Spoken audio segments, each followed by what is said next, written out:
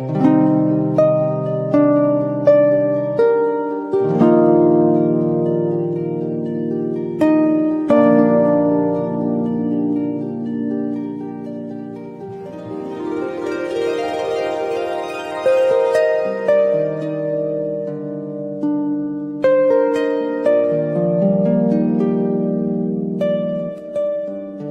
have an update on the death of model and influencer Ashley Robinson. She went by Ashley Janae online. I obtained video of a news conference today in Tanzania in which officials say they are holding Joe McCann for questioning and they are holding his passport while police wait for the postmortem. We have been unable to reach Joe McCann. Now, yesterday I reported on this story. You may recall Robinson was on vacation of a lifetime in Zanzibar, an island off the coast of Tanzania in Africa. She was there to celebrate her 31st birthday with her boyfriend of about a year and a half, according to the family. Joe McCann proposed to her on that trip, but last week, something went terribly wrong. Police say Robinson was found unconscious in her villa and was rushed to the hospital, where she was later pronounced dead. Now, her parents received a call from McCann saying that something had happened, but they say it was the resort that told them about the death of their child. Again, the new information today, officials say they are holding Joe McCann for questioning and are holding his passport. Ooh, I'm gonna have to take me a deep breath. Okay, so this young lady's name is Ashley, and her family and friends are calling for us as, you know, people of color, black, brown, whatever, to rally for her. And a lot of the time, I can't sugarcoat this, she made herself extremely hard to defend. She is a black woman who dated white men with the intention to degrade, berate, and belittle black men. And now they pulling up all her old posts and things like that. And they are saying, no, they not riding for you. Ming, can you handle the situation? I want your opinion. Here it is. We as black women, we pride ourselves on looks, money, and everything else, but some of us don't have the cognition or the fully frontal lobe developed to understand every black man is not responsible because we chose to date a couple that wasn't shit. Okay? Every black or brown woman on this planet dating black American men, some of them ain't shit. But you can't say all of them ain't shit because we ain't dated all of them. And if you've dated all black, that's just not physically possible.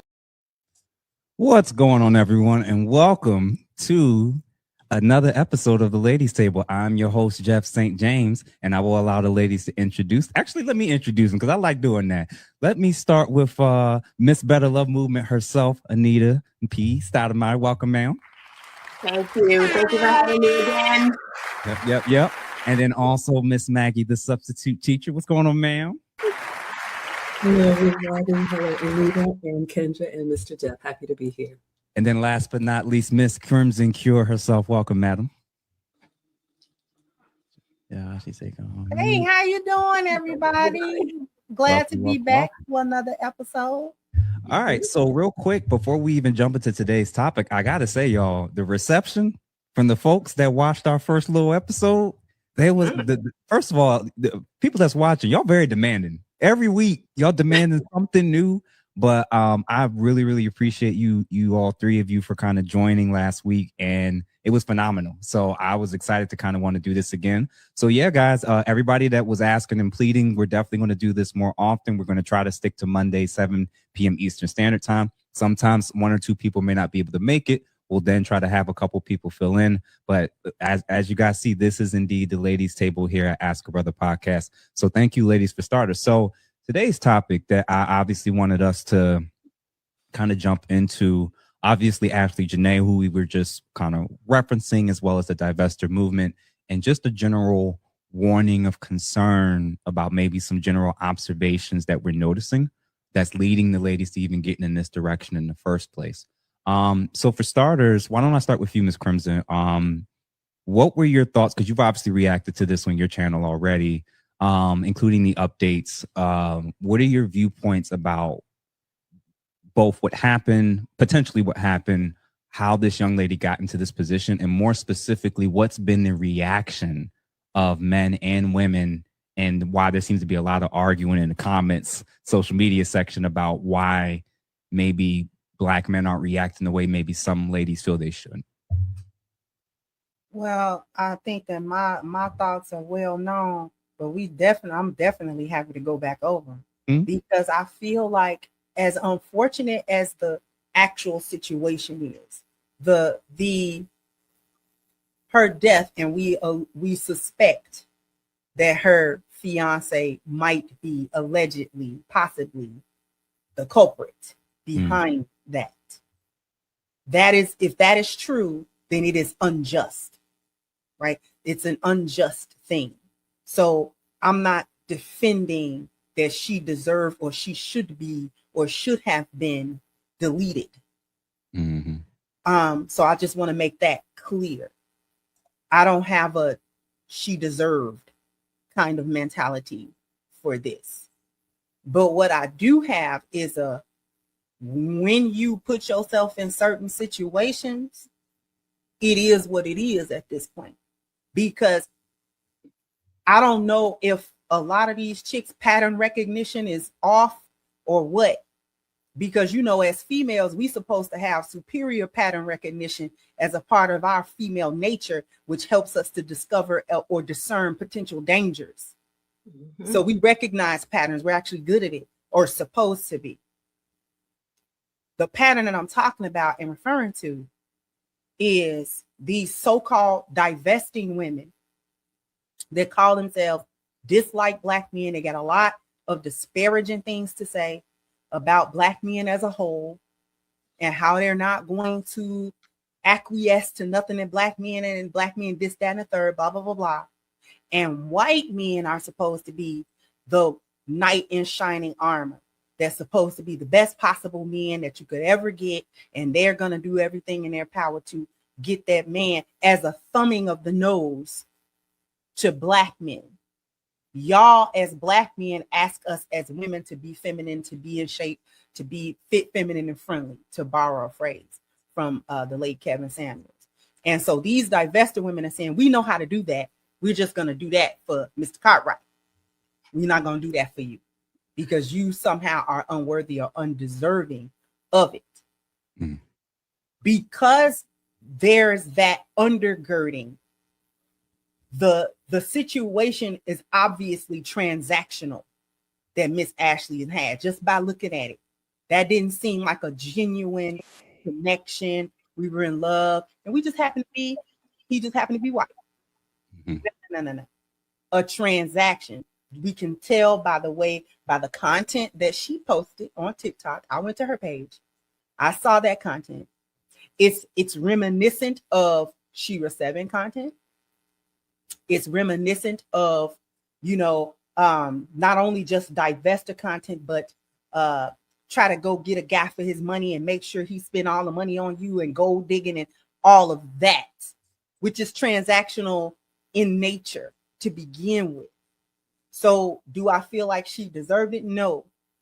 But am I apathetic to it because of what the circumstances appear to be? Absolutely. Because we have watched these women, these Black women, be with Mr. Cartwright and get taken to the upper room or close to it.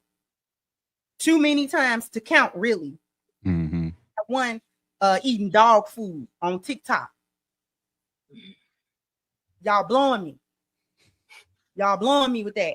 So if he come out his Mr. Cartwright bag because they snaps in the morning and decide that they not coming back home to you no more. They do that. I watch a lot of crime. They do it. You're not even gonna play that game. You don't think that man that's got her eating, that's laughing at her eating dog food, you don't think he pictures her as a dog? Because the woman you love, why would you even let her do that at all, whether to be shown on social media or not? I'll land my plane.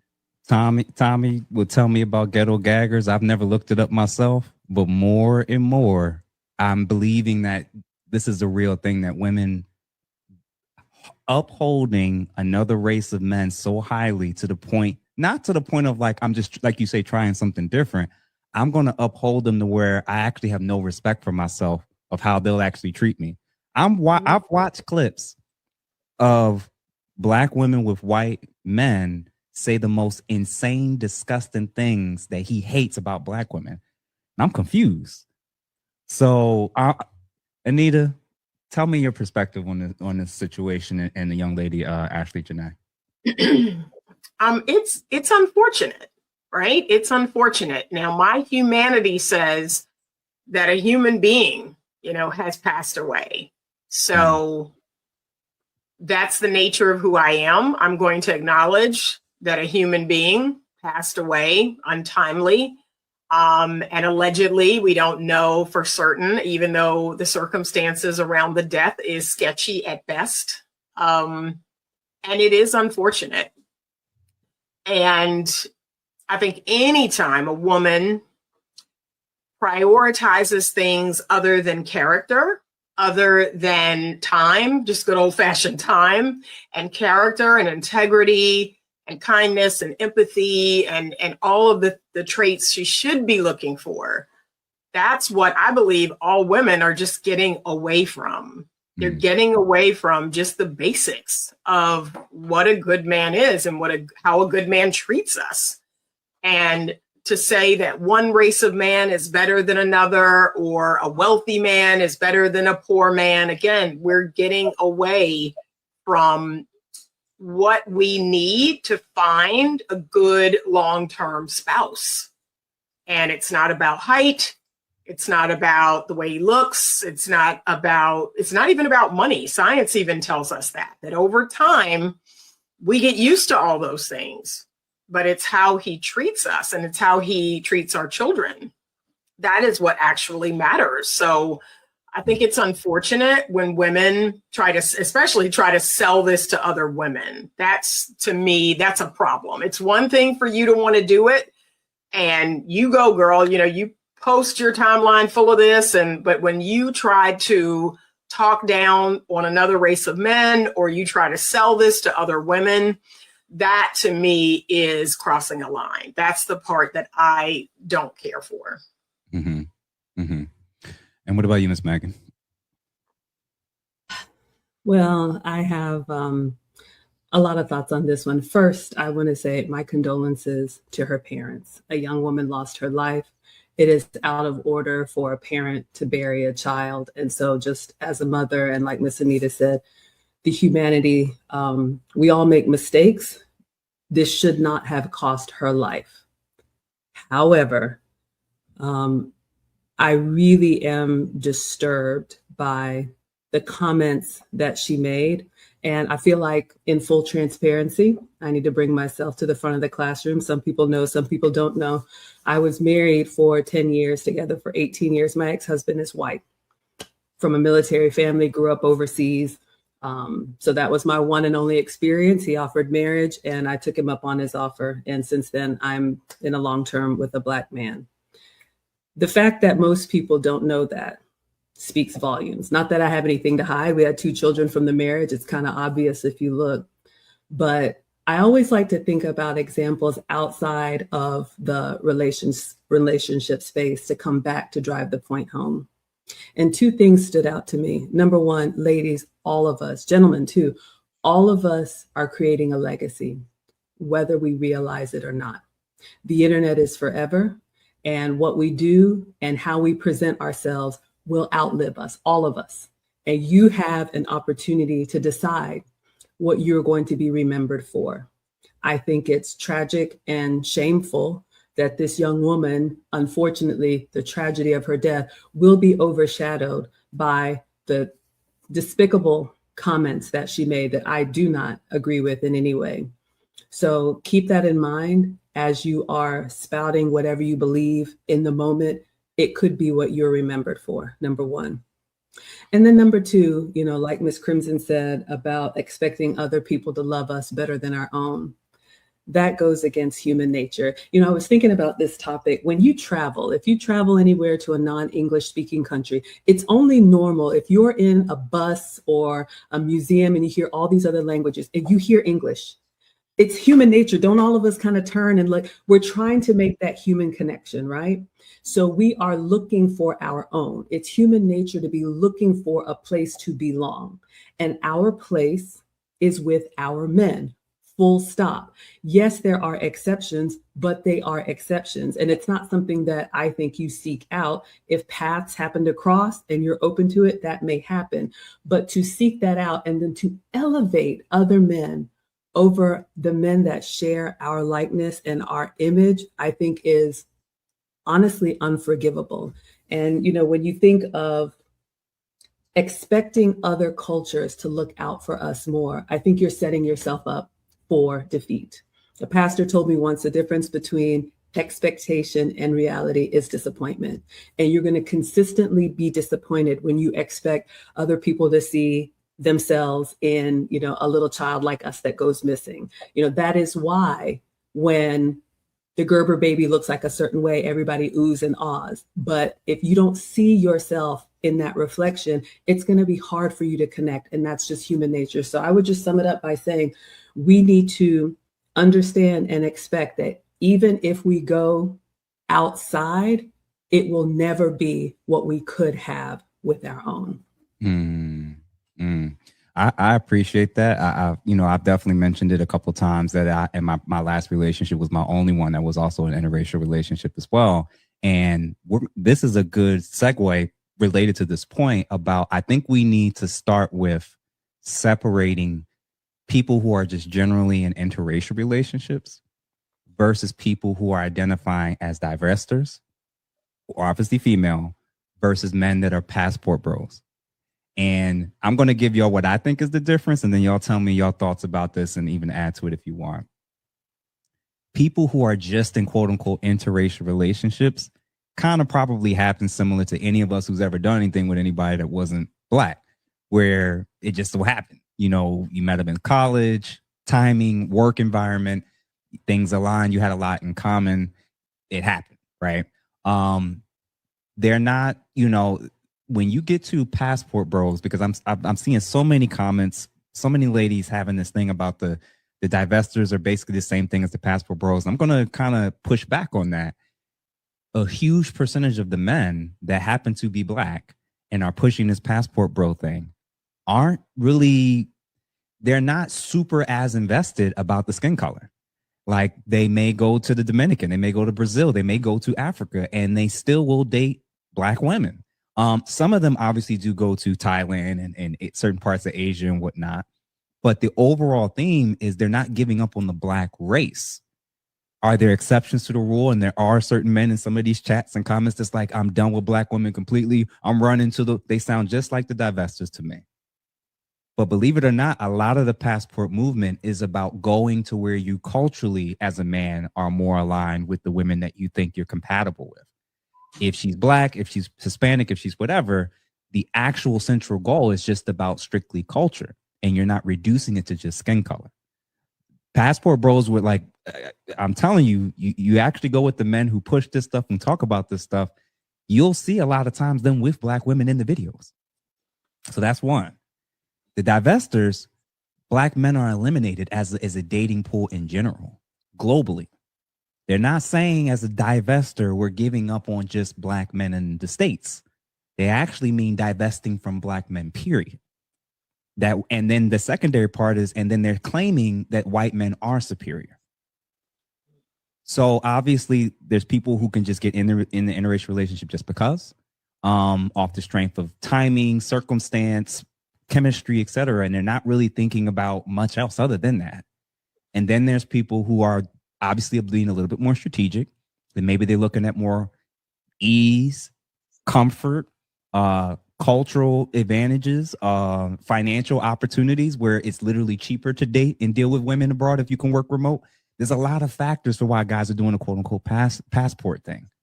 There are some men that sound like divestors, but I'm telling you, for those who maybe are confused, that's not really what you think it is. But when it comes to the divestor movement, by default, its foundational premise is anti-Black and anti-Black male misandry.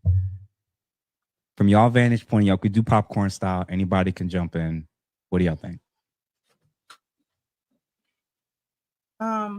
I think, just to speak to what you were talking about with passport bros, in my opinion, is not the opposite or the other side of the coin as divestors, in my I think that became popular because we think that divestors are only Black women, and it's not. It's the Black men that are divesting are divestors. Case in point, the young man that was with the white lady and she deleted him, which was just a year or two ago. Yep. He was also doing the same thing Yep. as Ashley was doing on the internet, talking crazy about how he can't stand Black women and a Black woman couldn't do this and this, that, and the third, and he loved his white woman because she's white and all of that. And she murdered him. Got him on the back. Elbow rackings. I remember. Yeah. Elbow rackings. And so he's a divestor. Yep. He was a divestor because it's a mindset. It's now, I think most divestors in the Black community are women, but it's not exclusive of men either. And also to another point, divesting in the Black community is a minority. So these stories get a lot of, they go viral just because a lot of the times the circumstances be so crazy. You know what I'm saying? It's like, we got to talk about it. But I don't want people to start getting the idea that divestors, regardless of whether they're male or female or whatever you think, I don't want people to think that that's like a majority of Black women. That's a minority of Black women. That's like a niche. It's a subsection of Black women who follow the content, who make the content, who, get into these little rooms and, whatever the case may be, chats and all of that kind of stuff, and trying to trade notes on how to get a white man and, and all of that foolishment that they are doing. That, in my opinion, they're still a minority. They're just, I guess, becoming a loud minority. I don't know. I guess it's just that when things go left for them, it goes really left for them. And then we got to talk about it because, again, like I said, the circumstances be so crazy. It's like, you got to talk about it. So real quick before the other two ladies jump in, if you're currently watching from any of our respective channels, please make sure that you're subscribed to all of our channels, number one. And then number two, guys, if you have any particular comments or questions or remarks that you want me to be able to show on the screen, make sure that you guys hit that super chat button so that I do not miss it. After we get through this batch of questions, I'm going to make sure to show your comments. And again, if you guys want to see the ladies' table more often, please make sure to obviously subscribe, but share with other people and definitely hit that super chat button. All right, go ahead, Anita and Maggie. I am actually kind of unfamiliar with divesting. This is somewhat news to me over the last month. Excuse me, learning more about this. I do know people have been interracially dating forever, so that's not news to me. But this idea of looking down on your own race or feeling other races are superior, that's actually pretty new to me.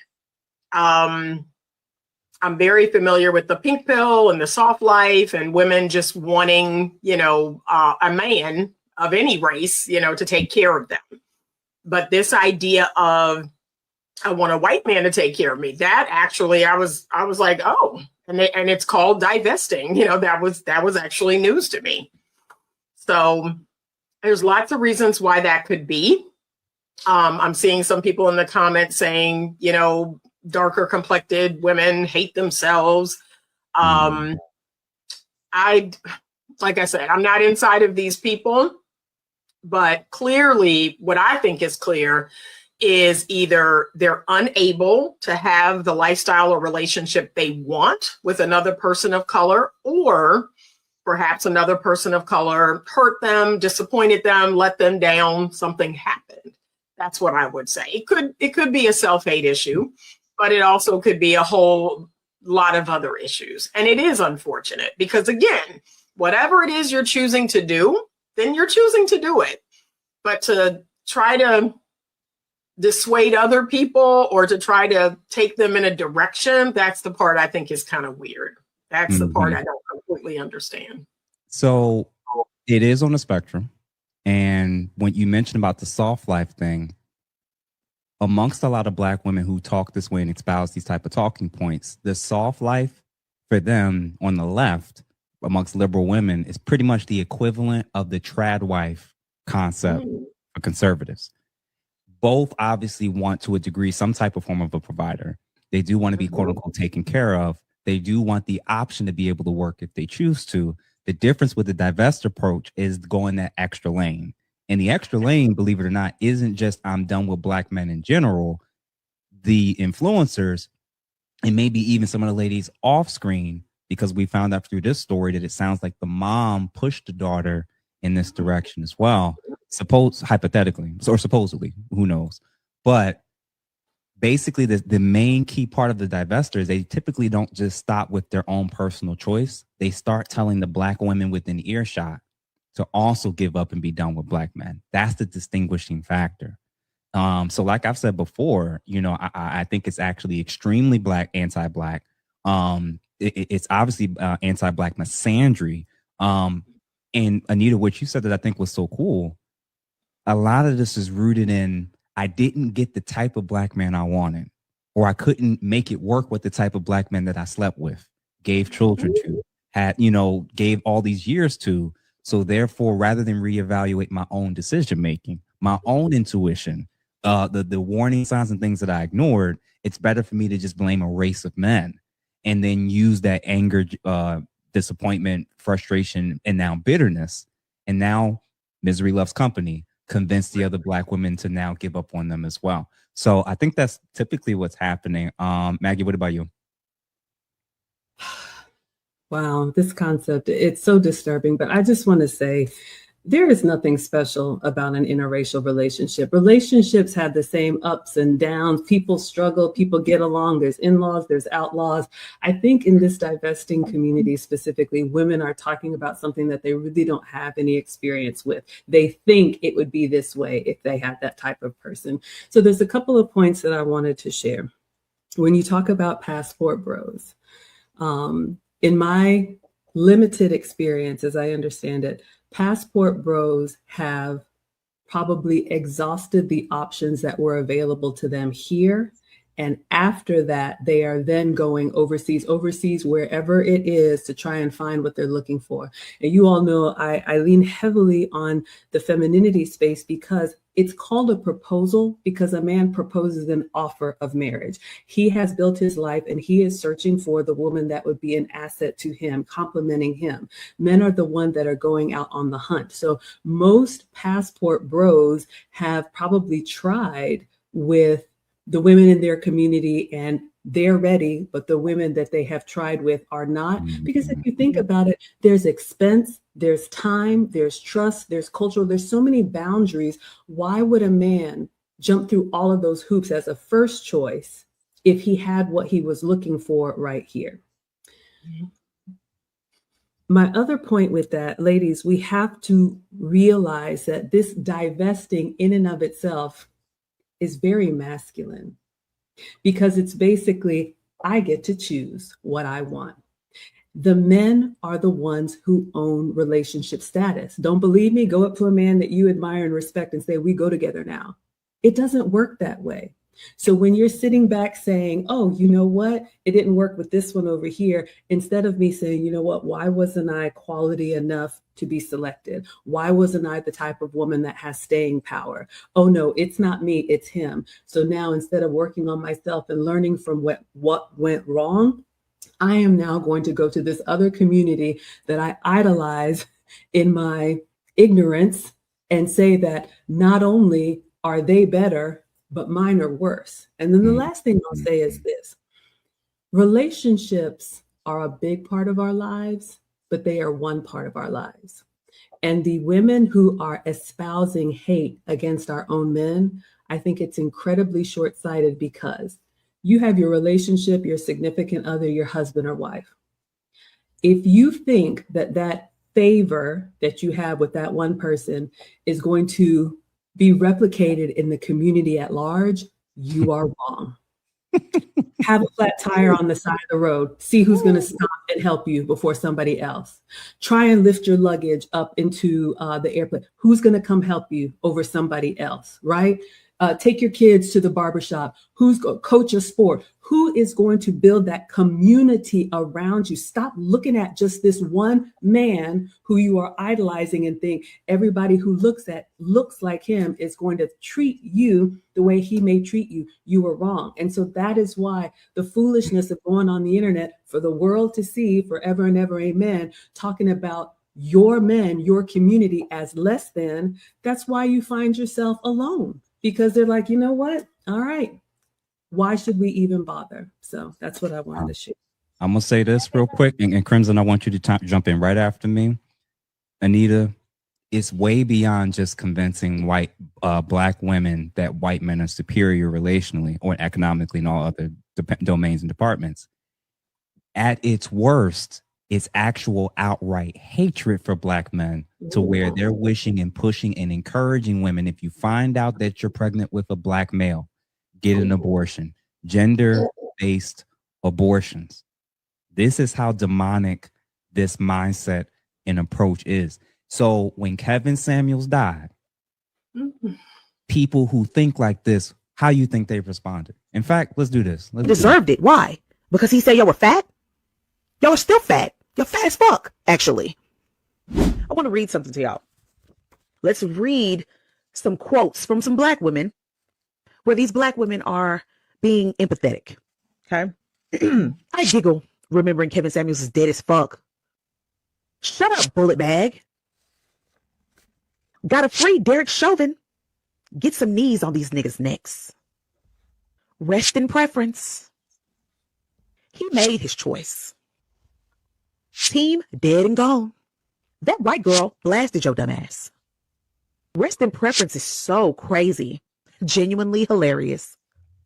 Every now and then I remember Kevin Samuels is dead and it makes me smile. Y'all really not gonna shut the hell up about Kevin Samuels' dead ass? May that nigga rest wherever the hell he at. Does that sound very empathetic to you? No. So I want black women to stop walking around or stop going around acting like we are the morality police, because we're not, okay? Because if you were to get into an argument right now today, the first thing that many of you will do is bring up someone's dead family members. Fuck. I can't. Let me see. I can't even continue playing it. Yeah. But this is where it gets to. So when men today, when you're reading a lot of the comments and they're like, apathetic, they're not even having much of a reaction. And there's this avalanche of ladies that's going off about like, you all, you don't care. You're not protecting black women. We're like, well, we at minimum, we're probably not going to be super hype about rushing to protect black women that have told us, individual black women that have told us this stuff. And the fellas on Jam podcast, when y'all was laughing with FD Signifier about Kevin Samuels' death, this is what y'all was looking like. This is what y'all was sounding like. So when we were trying to explain to y'all, men, young men, and FD, who's way too old for this, what we're coming up against is this mentality. This is a war of ideology. So when we're getting behind microphones and challenging this stuff and trying to expose and let our men know, when you hear this, I don't care who she is. She's dangerous. She could be your sister, your girl, your co-worker, your homegirl, your aunt. It does not matter. The sole reason that she might not laugh if you were in his shoes is if you were related to her or she had some personal connection with you. But if she talks like that about every other man that looks like you,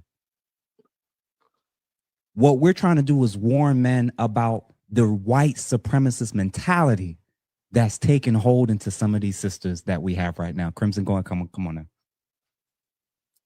Here's what I want to say, because I think we need to boil some other stuff down too.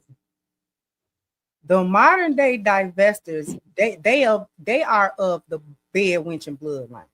They just like, okay, during slavery, a lot of bloodlines got passed down. The field Negro, the house Negro, that bloodline got passed down. And then the bed wench bloodline got passed down too. This the bed wenching bloodline we looking at. Okay. Same mentality. Because we want to think that all the bed wenches were forced. And and not quite. And when I say not forced, I mean deciding that once Massa come and say this is what you're gonna do, she made peace with it as a way to survive and as a way for her children to perhaps have more. Because they always have thought, even from the bed wenching days, that Massa liked them kids that he had with her. He don't like them kids. Them not his kids. He don't even think those are his kids. Okay, he don't. I'm gonna leave that point right now for just a second. Go back to something that Miss Anita talked about when she mentioned the soft girl era and things. See, that's all wrapped up in the divestment movement. One thing kind of led to the other, Miss Anita. This is why I brought up sprinkles content as well. Because do she just say go get a white man? No, she doesn't.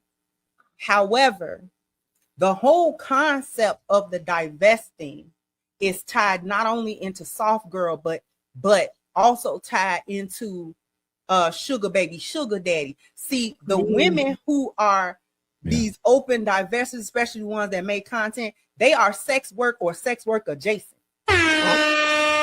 Somebody had to say, I'm glad it wasn't me. Okay. Sex work or sex work adjacent.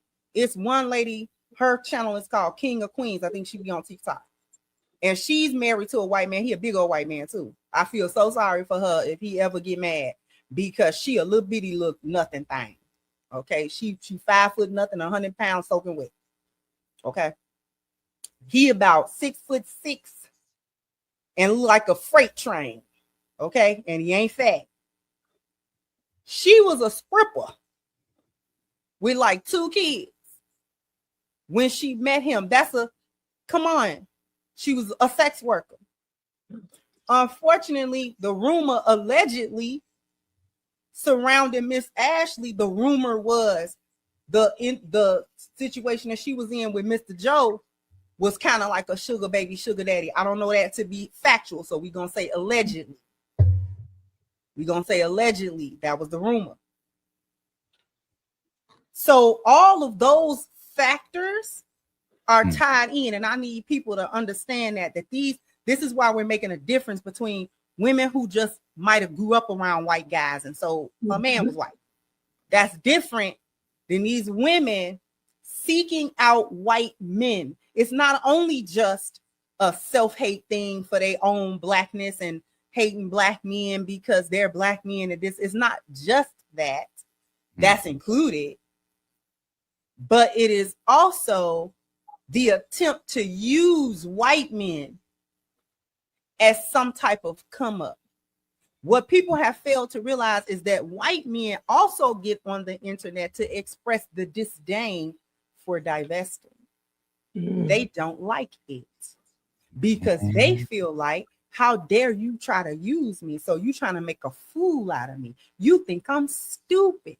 You think that because I'm white and I may or may not have a couple of dollars, because trust and believe they be broke too. The white ones be broke, they be broke. So somebody finally telling the truth tonight, because they convinced that all white men is millionaires apparently. Okay, somehow they got money. These white men, especially the white men looking at you, ain't got no money. Why would he have money? Okay. White man ain't got no money. I did a video about 2 years ago of a white man. He had to have been sitting in the basement somewhere. He might have been in his mama's basement. It looked like he was in his mid to late 30s, overweight and everything. And he was ranting about how he didn't say the word divestor, but he said he does not like it when black women shoot their shot at him, and he realizes that they only like him because he's white, and that his only value to them is his whiteness. And he was like, I don't understand it, because the black men are usually better than us. Here's the other tidbit I'm gonna land my plane on. The other reason why white men do not like divesting, and they be always looking at black women stupid, even from the bed wenching days, where the black women didn't have no autonomy one way or the other. Because if master say you're gonna do it, whether you liked it or not, you was gonna do it, right? But now they have the autonomy to say yes or no. White men in general, as a collective, understand that they are not better than black men as a collective. So they're trying to figure out, why do you think they're better than black men? They know the propaganda they put out about black men and trying to position themselves as better than black men. But what we have to understand is that white men know the truth about that. That's why it's propaganda. That's why the propaganda is there. Okay. That's why they did Birth of a Nation in 1915. That's why they did that. That's why they consistently try to tarnish the reputation of black men, because they understand we're actually inferior to them as a group. Collectively, we're inferior. So why would you believe us about a man you live with and birth and marry? And why would you believe us about that man? And then come over here and try to play in my face with my propaganda? I'm sending you to the upper room. You out of here. Cribson, I'm gonna say this because a key part that you said that I don't think these ladies realize is that when you get around these white people and you start talking about how disgusting black men are, black this and black that, they laughing in your face, but they see you as a traitor. And that's the key thing. Like I said before, people who are in interracial relationships and are not demonizing and trashing their community, they be like, oh, okay, she seems kind of cool. She's all right. She.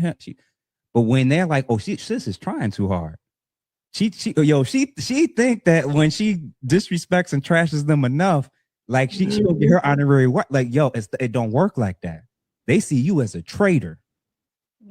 This is why I say they can't be Mrs. Cartwright, because they're trying to be just like what you just said. They think to schmooze in with white men, you gotta dislike black people and specifically black men. Well, regardless of whether or not the white man you talking to dislike black men or not, he, like you just said, Mr. Jeff, you a traitor. Because what you talking about? Because I don't think he like his women, but he don't go nowhere to talk about it either. And he don't let you talk about it either. Let me do the super chats real quick before I forget. So guys, if you're still watching from any of our respective platforms, please make sure that you follow and subscribe everybody's channels and platforms that you see on the screen currently. If you have any comments or questions that you want us to read off, feel free to hit the super chat button now. Or if you just want to support the ladies panel, because obviously y'all loved it. Number one, I see over 1,100 people, 1,180 people are currently watching on my end. So I know I ain't got 1,100 likes. So if you're currently watching from any of our channels, respective platforms, please make sure that you like, send to just 2 or 3 people, and we're going to keep it going. So for starters, man, Anton, thank you, sir, for the $5. Hi, Jeff. I just was on Cynthia G's stream. That woman is awful and cut me off when my arguments didn't suit her agenda.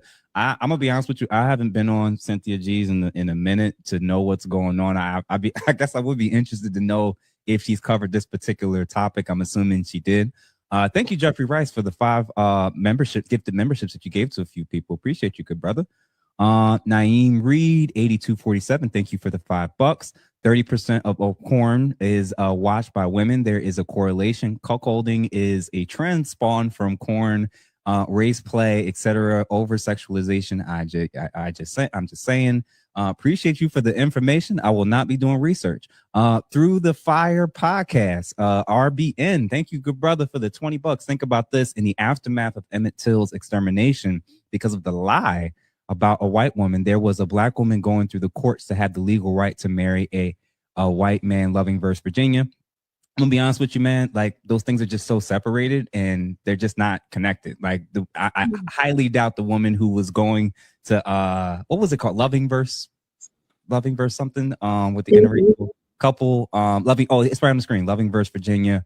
But I do appreciate you, bro, for the $20. Izell, given the fact that the mother didn't say what her daughter told her about the argument when she called, I wonder if the mother told her that it was her responsibility to fix it. I'm not going to get into hypotheticals about it. And again, she just lost her daughter, so it is what it is. I'd rather just leave it at, she's grieving, and we do feel, for those of us who choose to, do feel some grief and sympathy on her behalf. 3 a.m. Adoptee Voices, thank you again for another gifted membership. Joseph, good evening, everyone. Thank you, good sir. A member for 3 months. Who else we got? Mark of Elohim, $10. There's a sinister nature behind desiring another race because you despise yours. Jesus. Through the fire, another $5 super chat. Good. Appreciate you, brother. Irving Hunt, thank you for the 20. This was really good, Jeff. Definitely do this more often with the ladies to get all perspectives. Enjoying the show. Appreciate you. Gorilla Grip Catch Club, thank you for the $5. People that love calling passport bros tricks, that's one-sided. Some do pay for play, others find wives and establish spots there. Nomad capitalists. Like I said, it is a big tent for sure. BJ, thank you for the $10. It was done with black women when they openly, I was done with black women when they openly disrespected Kevin Samuels' family, disgusting comments to Kobe Bryant's wife, and called black men bullet bags and got monetized by saying it on YouTube. Brother, I'm going to say this, as angry as I am when I saw those things as well, our whole point of pointing out about what's problematic about the divestors amongst the ladies is what your final conclusion is. That I'm done with black women, period. All black women didn't think like this. All black women didn't act like this.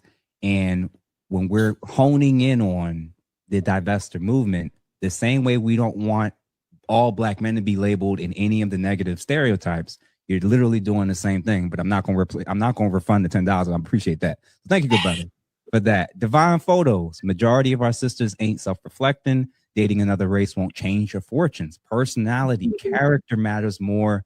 That's what. And Anita, I'm gonna bring up something you said last week relating to this.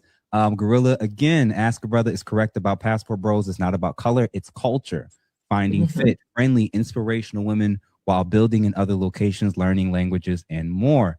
King Nova 9309. Thank you for the $4.99. I'm sorry, divestors and PPBs. Passport bros are not the same. Divestors are hate-driven towards black men. Passport bros just want black women who aren't westernized. I hear a lot of arguments about that. Obsidian from the Black Manosphere has said that repeatedly. Andre Woods, thank you for the $9.99. Because if they figure out he's broke and telling at him so she can buy for him to flaunt for social media, he sees it as the lowest disrespect he can take before he loses it. I'm not gonna get it. Thank you for the $9.99, brother. Perk, thank you for the $2. Sade Robinson head is still missing to this day. DBS MOOV, Dave gonna get you cutting into his life. Oh, sorry, business bully Dave Anderson, man. He gonna call me after this. Energy 5351. Thank you for the $9.99. And last but not least, L Train Galaxy, thank you for the $1.99. Mental exodus of black men. It's over. Jeff, listen, man, I hear you. Everybody keep telling me it's over. I think that there's still hope. Alan, thank you for the $5 as well. I still love to be even if they don't like us. Thank you. All right, so that was a lot. But Maggie, you was right. What you said last week that stuck with me when I was talking about why is it taking our women so long to get it? Maggie was right. I'm going to play this real quick because when I see how ladies are ending up at the divesting point, and then I'm realizing how they've been behaving and what they've been doing and who they've been entertaining leading up to that point, the level of personal responsibility that we have to reevaluate is, you know what? Going forward with the projects I'm working on personally, and the thing, I'm now starting now from the premise that if she's not 18 or younger, she knows. Period. Crimson said it last week. You said it. 18 and over, they know. So I'm going to play this and you're going to watch the exam. Let me just do this. I'm not listening to a man. I'm so sorry. If you was in a long-term relationship with a man, would you want him to take full control over the health and wellness in that relationship? No. No? Why is he telling me what to do? What if he knows a lot more about fitness and health? He doesn't. No? I'm not listening to a man. I'm so sorry. Why not? Because why is he not listening to me? Let's just say if you was in a relationship with me and I wanted to get you in better fitness, would you listen to me? How much money does your company make a year? Like, I think that's the question. Like if I'm listening to you, like, the paycheck needs to match the advice you're giving me. So, like, a Fortune 500 company, okay, I'll listen. because I'm getting paid to listen at that point. Okay, so what if you had type 2 diabetes and I wanted to help you reverse that? Would you listen to me then? Well, you can't reverse type 2 diabetes, unfortunately. Why do you say that?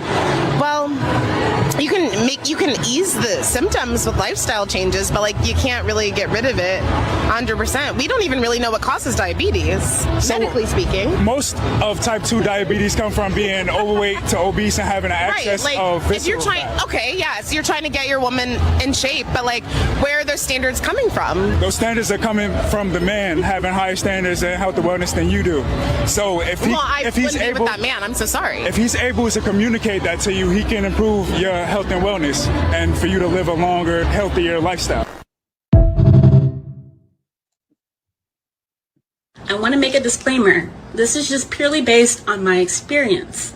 I have dated several white men in the past. Your results may vary. There's a few things that you need to have in place. First, you need to be in shape. You need to be feminine. You need to be classy.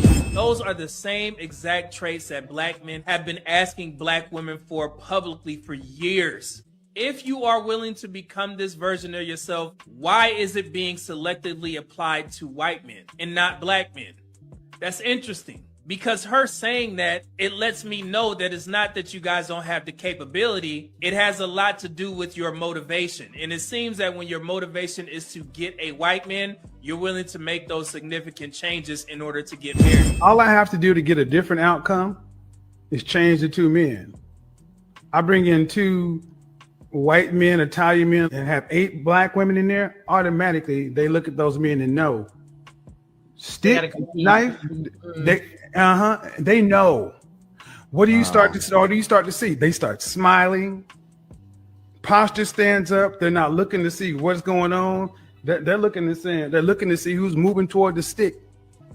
And I really like the way I looked. And I was making excuses. Like, I was not checking for black men. If a black man tried to talk to me, I would be like, no. Like, but also it was the ones like on the street. Like, you were judging the book by the cover. I was. And I really, I would say in like 2017, after I had my child from a Mexican man, because my child's father is not black either. I was like, hold on, what am I doing? Like, I'm attracted to them. They're attracted to me. They're trying to talk to me and I'm just not giving them the chance.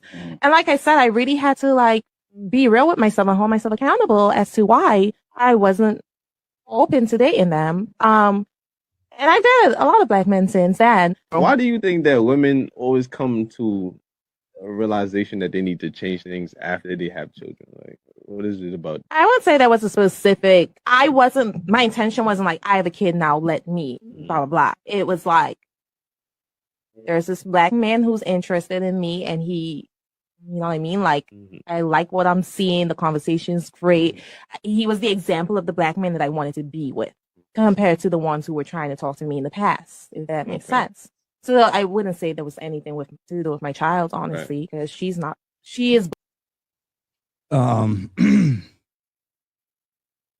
They know what they're doing. They know that what risk comes with the type of black men they're choosing. They know that there's black men that's willing to bail them out at the end of these bad decisions with white men or black men. They know. So my question to the audience as a starting point, and then to you ladies as well, if black women know this and they're waiting till 30, 35, 40, children, jaded, bad experiences, trauma, and him gonna climb over all this stuff to get access to her heart and her trust again, on top of what we saw, how some of them were behaving and acting.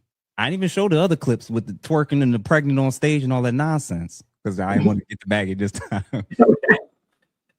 My question to you is, if we see what's happened, we see what they're choosing and prioritizing, we're seeing how they're now starting to act like the divestors or like Leslie Jones, talking about they don't even care about marriage. My question is a serious one. Based on all this stuff that we just saw and the things we're observing, do black women today still have the moral authority in the community? Not even close. Not even close. We are not our grandmothers, our great grandmothers, not even close. And it's sad because the majority of Black women, the majority, there is a minority, but the majority of Black women are not good representation of Black women. They certainly don't represent me.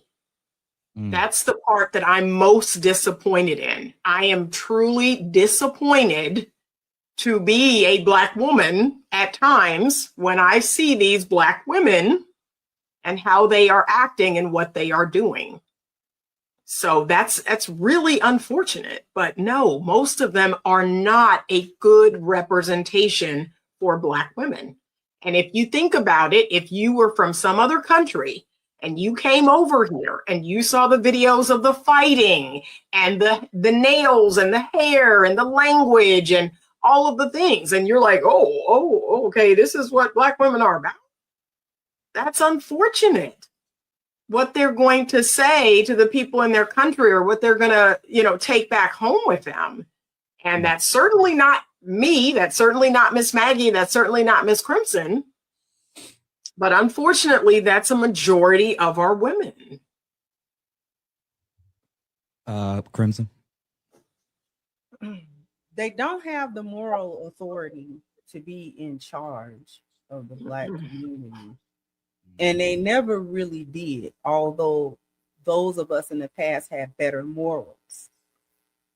It's because, and this is a little bit of a tangent, the morals don't give you authority in a community. Black women's gynocentric, gynocratic behavior and system was manufactured for the Black community because women naturally do not have the authority to run things. So when women are given authority, they're given authority. They're allowed to have authority, okay? Because in truth, power is taken, not given. So there was no real power. It was fake. It's a manufactured fake power that was given by several confluences of circumstances over the past few decades. So now we're here, because I'm not going to go into history lessons. Now we're here with women who are even more morally degenerate than our grandmothers and great grandmothers ever were. Because those women had even more of a God consciousness than these women do. Those women was going to church, whether you agree with church or not. They was going over there and it kept them in line for the most part. It was just certain things women didn't do. I grew up in the era. Most Gen Xers was raised by boomers. And the boomers, and my mama is a hyena. And she still was like, you can't go nowhere with your skirt or too far up your knees and all of that. We grew up in the church. You can't come in here with no babies. You can't, none of it. She wasn't going. Whatever her shortcomings was, she wasn't going. Because she just grew up with a certain standard of this is what a woman's supposed to be. Right? And you just don't come outside of that. You don't come outside of that. If you want to be respectable as a woman, you don't come outside of that. Period. Point blank. So now that answers that question. Do Black women have the moral authority to be in charge of the Black community? Absolutely not.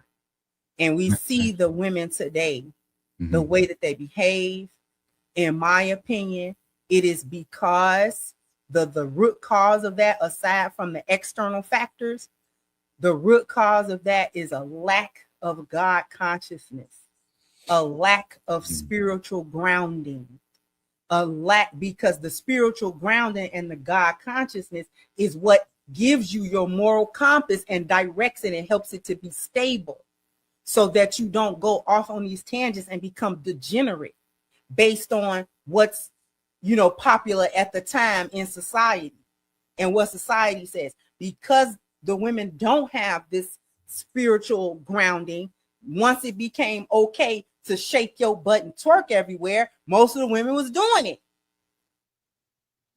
And you would say just the young women, mostly young women, but then you had the older ones too. Every time you turn around, they bent over in a camera, talking, twerking and looking crazy.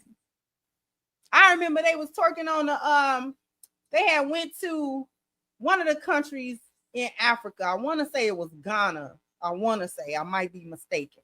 One of the Western countries on the Western coast, where the slaves were at.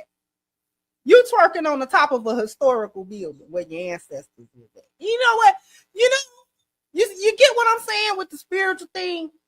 And I'm trying to keep my thoughts focused, but I'm gonna go off on a tangent. So let me just be quiet. Maggie, what about you? I agree with both of the ladies. I have some thoughts on this one. So to answer your question, are Black women the moral authorities? It's an obvious no. Look at the results amongst us. Our community is just falling apart fast. And unfortunately, I say this without joy. I think it's going to get worse before it gets better. A couple of things, like Miss Crimson said, our women don't have a moral authority. I also think it's because we are not, here come the feminists, we're not in submission to our men. Having the covering of a man is going to check a lot of that unruly behavior. Last week, we talked about chaos, right? And femininity being fluid in a beautiful way. It can be inspirational, but if left to run amok, which is what we're seeing now, it can be chaotic and destructive. I am still thinking of that first clip that you played with that woman. Her sash said it all, tightly across her bosom, bad influence. The way she was just talking out of her neck to that man who was just asking her questions, and the attitude, you would not carry yourself that way if you knew you had to be accountable to someone. If you went home and someone was like, what do you think this is? So the fact that we are just out here uncovered, oftentimes by our own behavior, we are seeing the results of that. Like the late, great Kevin Samuel said, I don't think we are supposed to be the authority figure. There are times when you may have to step in, yes, but that's the exception and not the rule. We have made it the rule. Heavy is the crown. There's a reason why men carry that burden on their shoulders. It is not for us. When we are in submission, healthy submission to our men, they set the vision and we're able to walk it out in a way that is not damaging to us. We can say as much as we want to, we want our freedoms. You can't tell us anything. We want to be able to do whatever we want to. Look at how it's playing out. Look at our physical health. Look at our financial health. Look at how we're raising our children. And I agree with Miss Anita. Unfortunately, the loudest amongst us are not the best representations of us. They have the biggest microphone, and it saddens me. However, I think that we continue to do the work. We continue to stand out for the right reasons. And like we talked about last week, some people just have to die off. Or like Kevin Samuel said, buy a dog and die alone. Give it time. Unfortunately, some people will perish, and not necessarily their life, but your age is coming even younger than mine. My cutoff for coaching is 28, because I feel like you've been an adult 10 good years. And if you haven't figured it out by 28, I can't help you, especially because I was married at 25. So what am I going to do to tell somebody who's out here, hot girl summer turns into hot girl decade or two, and you want to then in the witching hour, come find out how you can be in a real relationship with a good man when you've been doing whatever you want to do for as long as you want to do it. So no, we are not the moral authority. As long as we continue to fight it, these results will perpetuate. But like the tortoise and the hare, if you believe that fable, Just let them keep on running. Let them keep on doing it. All these women who are divesting and saying everybody out there is better, go get you one then. Come back with the results. Exactly. Go get you one. Come back and show us how great it is. If you can come back. Exactly. Listen. And Miss Maggie. Yes, ma'am. Let me chime in, Miss Maggie, on what you just said. This why I say divesting is a minority. They can't go get a white man. Thank you. Because that's what I was going to conclude. That's why they're a minority. Come on. They can't go get no white, and it is sad, quiet as it's kept. A white man easy to get, baby. He easy. Easy. Easy. No game required. No game required. Okay. Come on. Now, to talk about something that you brought up with this one on the screen right now, because I did a video when this first circulated around, baby. I roasted her so bad. But it's something else that you want to notice. Not only does she have that sash around her gut, she is sitting around battling a man. She's so staunch on not listening to a man because somehow that make her weak, that she will do this to her own personal detriment, which is a micro of the macro of what's wrong with feminism and not being in submission and all of this type of stuff, because these women have rebelled to their own detriment. Okay, and still not seeing it. She's standing there with the lower half of her abdomen stuffed in her panties, talking about you cannot reverse type 2 diabetes. If you stop eating zoom zooms and wham whams, you will be able to reverse it because it ain't nothing but some insulin resistance. Give your pancreas a break. It's weird. Okay, of producing insulin, because you cannot stop drinking Fraps, Dunkin' Donuts, tall things, and eating the donut and the wrapper and McDonald's. And you done ate that all day, them zoom zooms and wham whams. Your digestive system and your pancreas is tired. That's why you can't put your hair back in your edges and nappy, because you're tired. Man, I'm going to say this. Oh, Lord. I want to look at the screen. I want everybody that's watching right now. And if you're currently still watching from any of our respective platforms, please send this to 2, 3, 4, even 5 people. The warning aspect of this show is what we're looking at. Exactly what all 3 of you just said. When I was on a panel with Fresh and Fit, and specifically with Fresh, and it was only Black women sitting around me, and I asked them, do you all think that you're in competition? And universally, the entire table said no.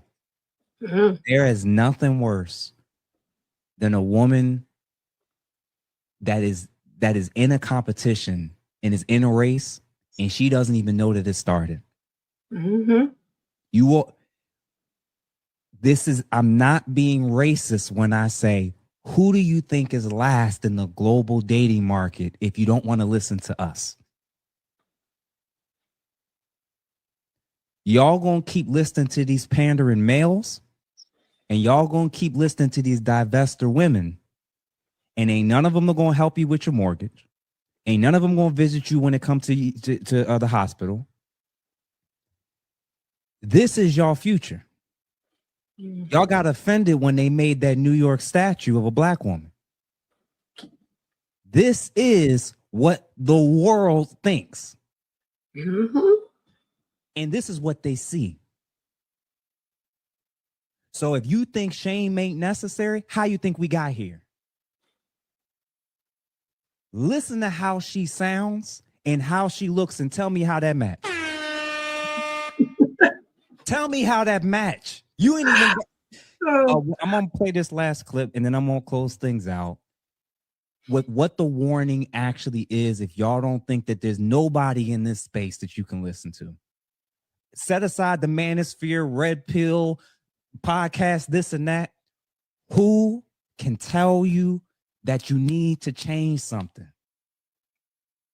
If you're lowest married in the country, you're married less than your men, and you have more children than your men do, and the other men ain't checking for you unless you damn near got to throw yourself at them.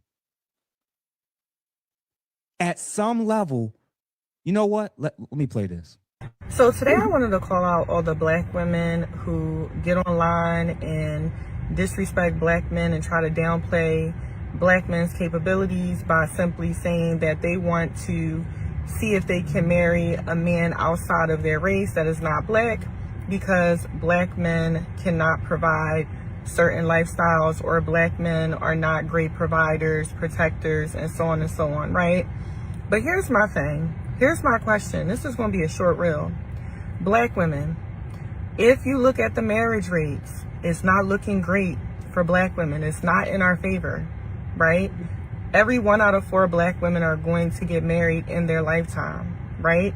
So with that information, why do y'all think that other men from other races are running in droves to try to be with you? And this is what I'm talking about, the delusion, right? Because I say it all the time. You got to first get your own race to marry you. You got to first get your own kind to marry you. So if every 1 out of 4 black women are getting married and your own kind, black men don't even want to marry you, what makes you think another race is going to want to marry you? That is the question. That is the magical question. This is another form of delusion. Instead of blaming black men for everything, fix your attitudes, become cooperative, start learning how to build with a man instead of thinking that you're supposed to get a soft life without doing any type of work. Come back to planet Earth and stop living in delusion. Learn how to actually be an asset to a man. Learn how to cook. Get that cookbook, sis. Learn how to clean. And learn how to stop being so argumentative and masculine.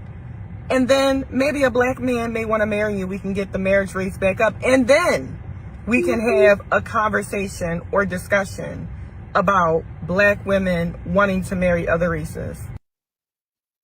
Ladies. Yep. Everything she said. Everything she said. And Maggie, when she talks about the covering, I call it containment, right? That every woman needs masculine containment.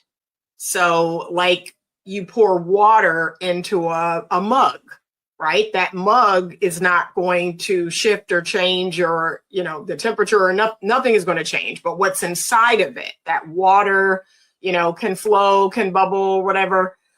But women are chaos. And they need to be contained within a man's frame. And they're not interested. And just like Crimson said, they are doing this to their own detriment. That is what is so crazy. Like, they are hurting themselves. They're banging their head against a brick wall, and they just don't care.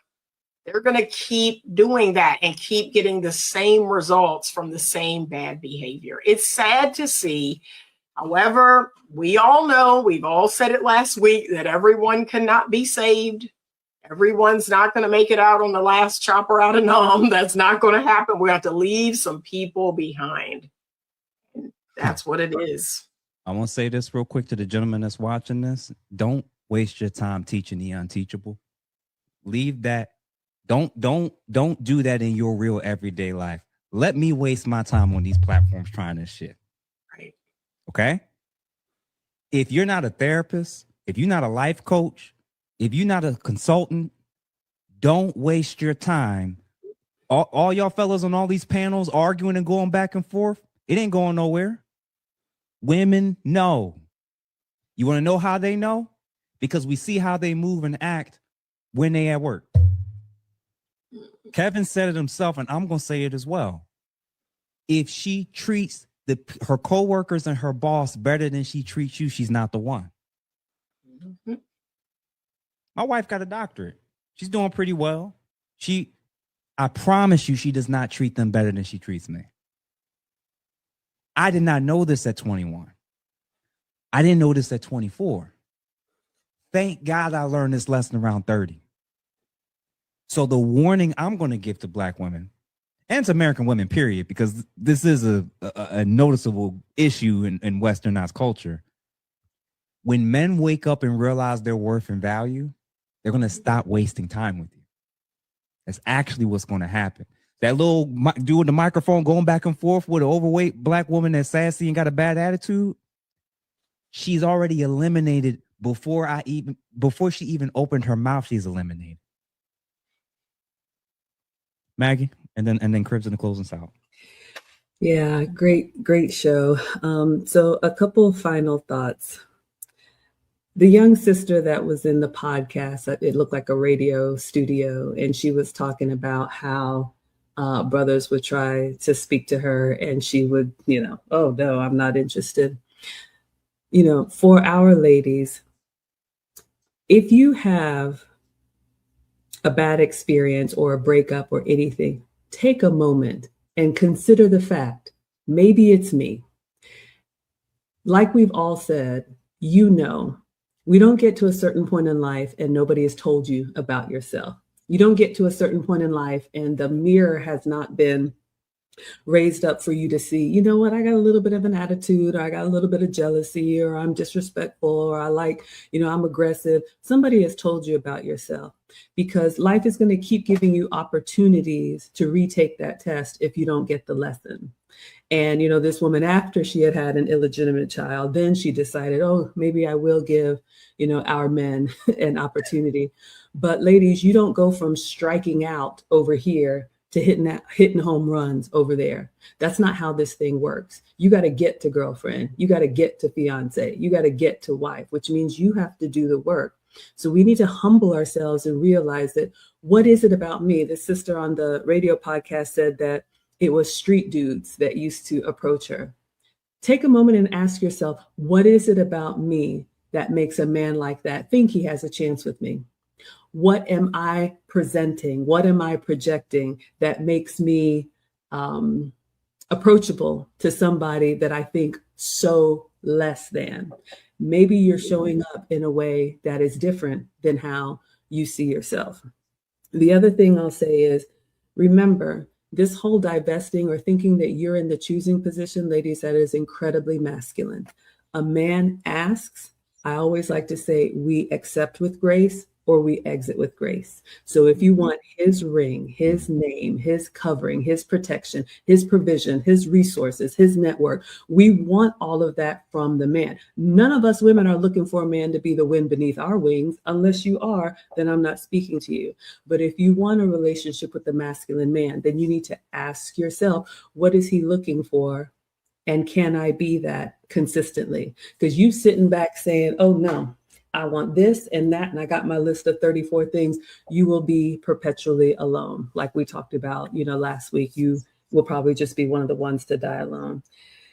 Finally, I want to say this, ladies, if you have a preference, nobody needs to know. Why does your business need to be out here on the internet anyway for the world to see? Move in silence, connect with who you connect with, and get out of this dating pool. Stop projecting for the world to see that, oh, I'm better than you. And then you may eat those words, unfortunately, when it doesn't end up the way that you want it to. So be very careful. All of us are leaving a legacy. What will yours be? Appreciate you for that. MS Delta guy, appreciate you for the $100 banger. Hi family, keep up the important work. As well as Crown Heights Brainiac, thank you for the $99.99. Shout out to Kevin Samuels. The world doesn't owe you understanding. Men are out here slaying dragons just to come home to war and no submission. Nah, if your father didn't teach you, I don't think I'll do any better. Yeah, man. Crimson, go ahead and close us out.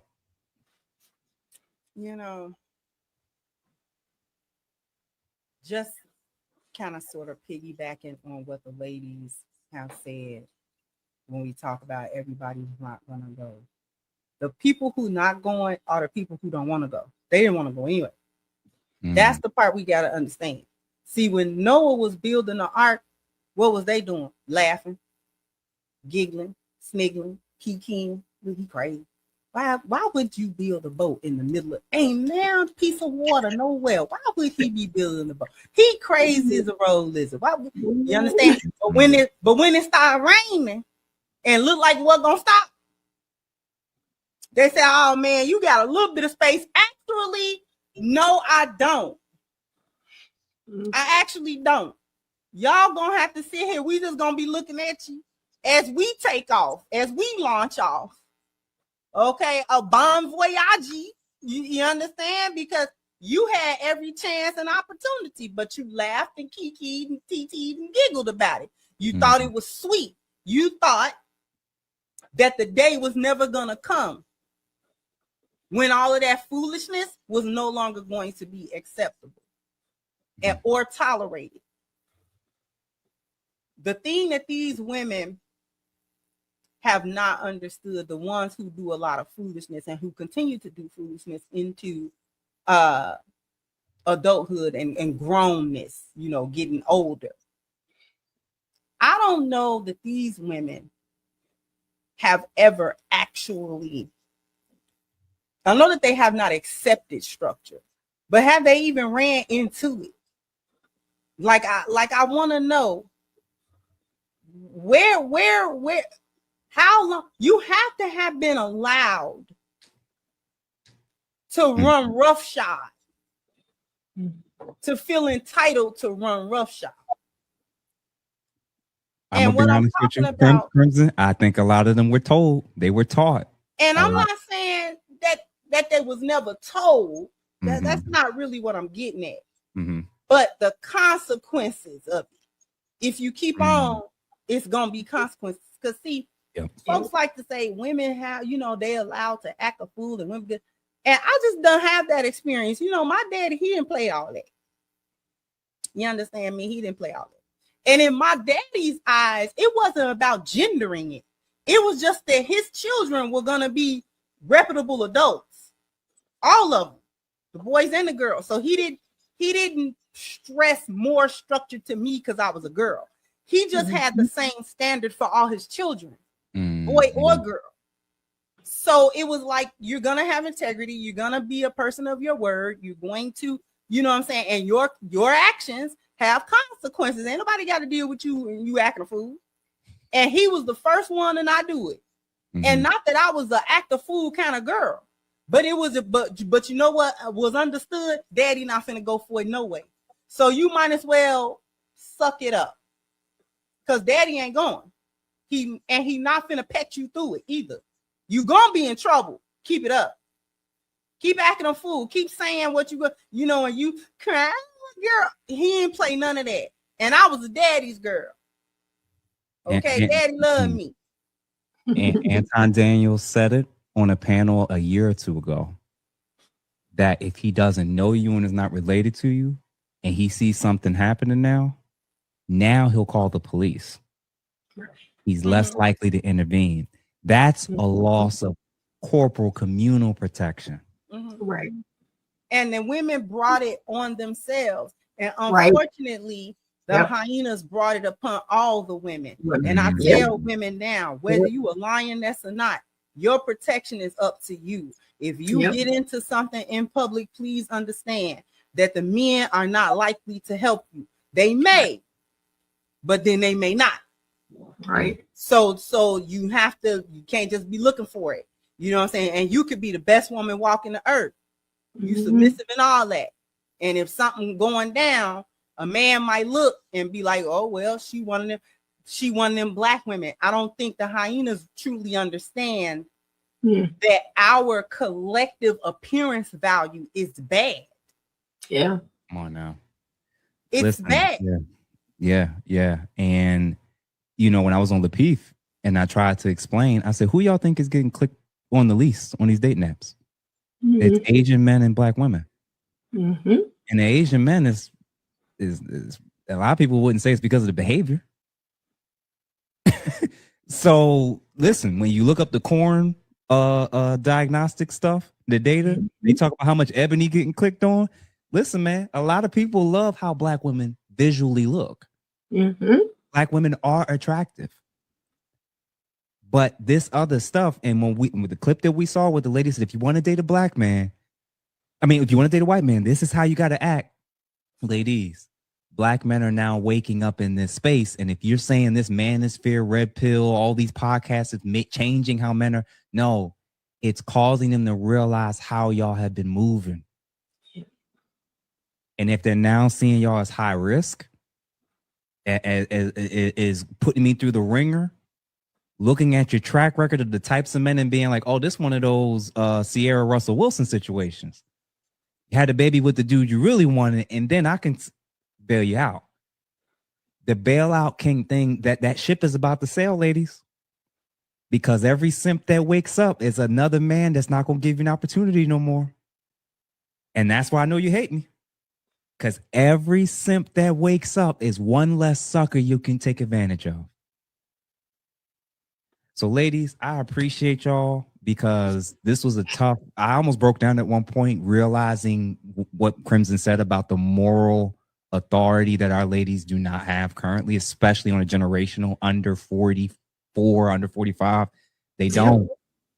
And for the life of me, man, I'm really, really praying and hoping for those that Crimson said are still on the fence that they swing to the right and really like, you know what? I need to change everything. Let me meet with Maggie. Let me do one-on-one with Crimson. Let me meet with Anita. Let me get cussed out by Jeff. Whatever it takes, let me find out what I'm doing wrong so I can do something different and get it right. So listen, I appreciate y'all ladies. Why don't y'all let everybody know where they can find and support you? Maggie, you can go first. Thank you so much, Mr. Jeff, Miss Kendra, Miss Anita. Again, it's been an absolute honor to be here. Hi, everyone. I'm Maggie, the substitute teacher. I make food and femininity content. I'm trying, like Kevin Samuel said, to uphold our ethnic image. But yes, you can find me on Facebook, YouTube, Instagram, TikTok, and X, weekly for cooking streams and monthly for relationship content. I do have a website, teachablemomentswithmaggie.com. I'm taking a step back. Enjoy the second half with Mr. President, but our courses will be available on demand if anybody wants to learn. Nice. And what about you, Anita? I am Better Love Movement everywhere on Instagram, YouTube, Facebook. That is my website also, betterlovemovement.com. I do offer one-on-one coaching for singles and for couples. But yeah, thank you so much for having us every single time. Like I feel like I learned something new. I learned something new tonight. So thank you so much for hosting us, Jeff. For sure. And go ahead, Ms. Crimson.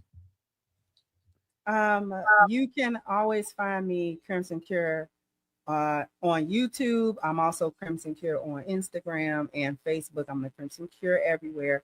And you can go to crimsoncure.com to purchase my book and Reclaiming the Black Feminine. And also I do life coaching as well for individual men and women and also couples as well. So all you have to do is go to crimsoncure.com and click book a session and you'll be able to book a session at your discretion. So thank you, Mr. Jeff, and everyone.